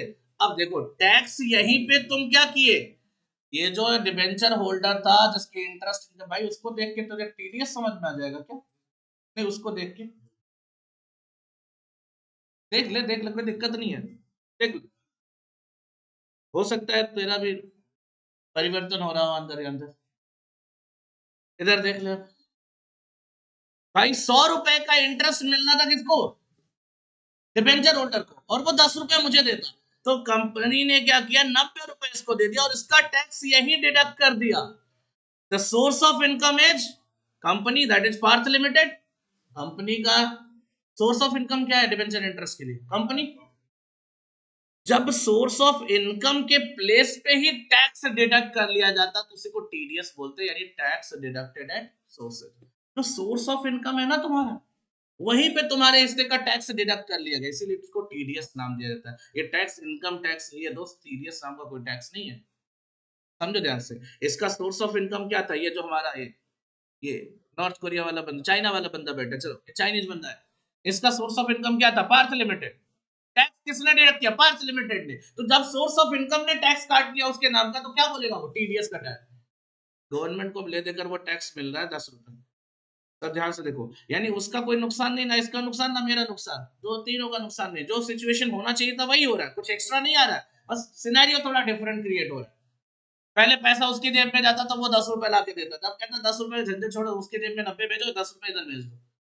इसको करना भी पड़ेगा, नहीं करेगा तो इसके ऊपर पेनल्टी लग जाएगी। तो इसको बोलते हैं टीडीएस। एक्चुअली क्या है, यहाँ पे यही कंसेप्ट है। तो जब कभी भी इंटरेस्ट होगा कंपनी के लिए, क्या होगा? एक्सपेंडिचर होगा। एक्सपेंडिचर होगा तो उस पर टीडीएस कटेगा। ठीक है, एग्जाम्पल इस क्वेश्चन को ले लो, देखो ध्यान से।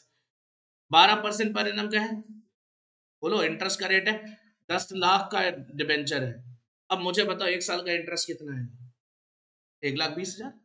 अरे आएगा नहीं आएगा 10 लाख का 12%, 1,20,000, 6 महीने का, क्योंकि यहाँ पे डिसाइड किया 6 6 महीने पे इंटरेस्ट देगा, 60,000। अच्छा मान लो वो 60,000 का इंटरेस्ट पाने वाला है और टीडीएस का रेट यहाँ पे कितने परसेंट है, तो मुझे बताओ वो टैक्स कितना देगा मुझे? तो ये पार्थ लिमिटेड क्या करेगा? 54,000 उसको दे देगा, 6,000। अब देखो टीडीएस के इंटरेस्ट देखो, सिंपल देखो, इंटरेस्ट निकला जेब से कितना उसके।